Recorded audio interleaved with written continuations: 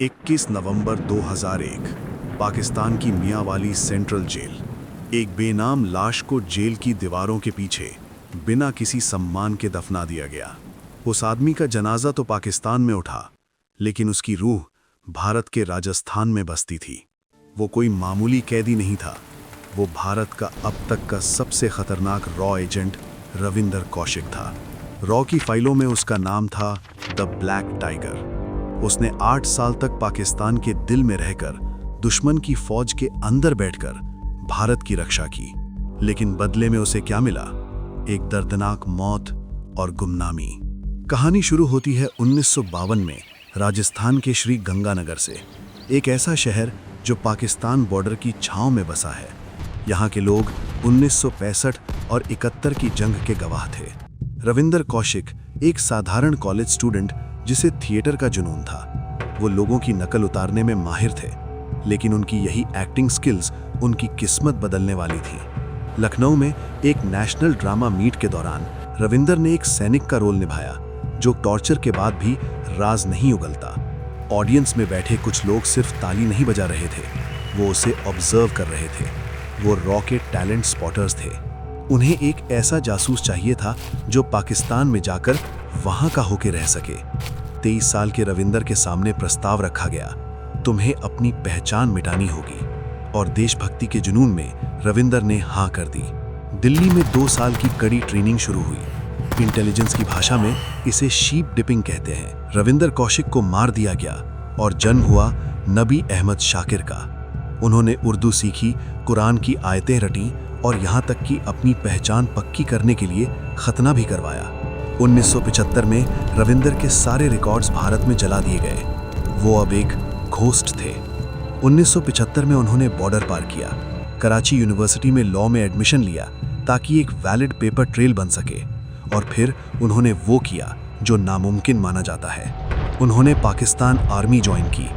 Popular culture और फिल्में कहती हैं कि वो मेजर की रैंक तक पहुंचे, लेकिन डिफेंस एनालिस्ट्स का मानना है कि वो मिलिट्री अकाउंट्स डिपार्टमेंट में एक क्लर्क या सिविलियन गजेटेड ऑफिसर बने।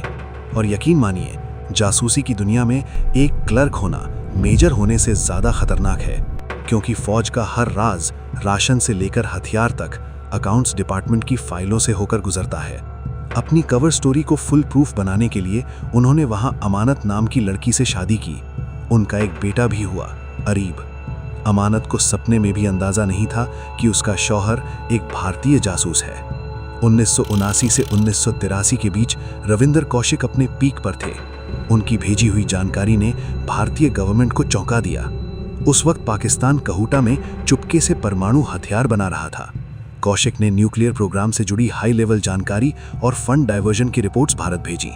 इतना ही नहीं, जब पाकिस्तान ने राजस्थान बॉर्डर पर हमले की साजिश रची, तो कौशिक की इंफॉर्मेशन की वजह से भारतीय सेना ने पहले ही मोर्चा संभाल लिया।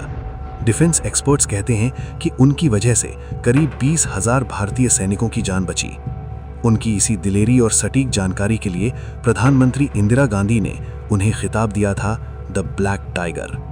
लेकिन जासूसी में एक नियम है, एक गलती और खेल खत्म। और वो गलती रविंद्र ने नहीं, बल्कि दिल्ली में बैठे उनके हैंडलर्स ने की थी। सितंबर 1983 में रॉ ने इनायत मसीह नाम के एक लो लेवल जासूस को रविंद्र से संपर्क करने भेजा। ये ट्रेड क्राफ्ट का सबसे बड़ा उल्लंघन था। इनायत मसीह पकड़ा गया और पाकिस्तान की खुफिया एजेंसी ISI के टॉर्चर के सामने वो टूट गया। उसने वो नाम उगल दिया जिसे सुनने के लिए ISI बेताब थी, नबी अहमद शाकिर। रविंदर कौशिक को उनके घर से गिरफ्तार कर लिया गया। सियालकोट के इंटेरोगेशन सेंटर में 2 साल तक उन्हें वो यातनाएं दी गईं जो इंसान की रूह कांपते। नाखून उखाड़े गए, करंट लगाया गया। लेकिन ब्लैक टाइगर ने टूटने के बाद भी भारत के सीक्रेट कम्युनिकेशन कोड्स और नेटवर्क की जानकारी नहीं दी। 1985 में उन्हें फांसी की सजा सुनाई गई, जिसे बाद में उम्र कैद में बदल दिया गया। अगले 16 साल उन्होंने मियांवाली और कोट लखपत जैसी जेलों के अंधेरे में गुजारे। जेल से उन्होंने चोरी छुपे अपने परिवार को चिट्ठियां लिखीं। एक चिट्ठी में उन्होंने लिखा था, क्या भारत जैसे बड़े देश के लिए कुर्बानी देने वालों को यही मिलता है? टीबी और हार्ट डिजीज ने उनके शरीर को खोखला कर दिया था। वो लिखते हैं, अगर मैं अमेरिकन होता तो 3 दिन में इस जेल से बाहर होता। लेकिन भारत सरकार ने प्लॉसिबल डिनायबिलिटी की पॉलिसी अपनाई और उन्हें पहचानने से इनकार कर दिया। 21 नवंबर 2001 को रविंदर कौशिक ने मियांवाली जेल में आखिरी सांस ली।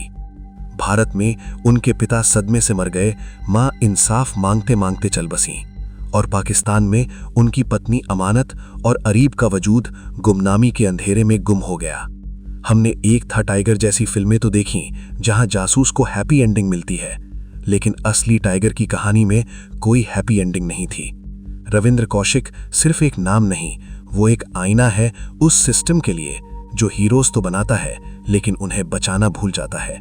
क्या आपको लगता है कि भारत सरकार को रविंद्र कौशिक जैसे जासूसों के लिए खुलकर सामने आना चाहिए? कमेंट्स में अपनी राय जरूर बताएं और ऐसे ही अनसुने किस्सों के लिए सब्सक्राइब करें रेड डॉग। जय हिंद।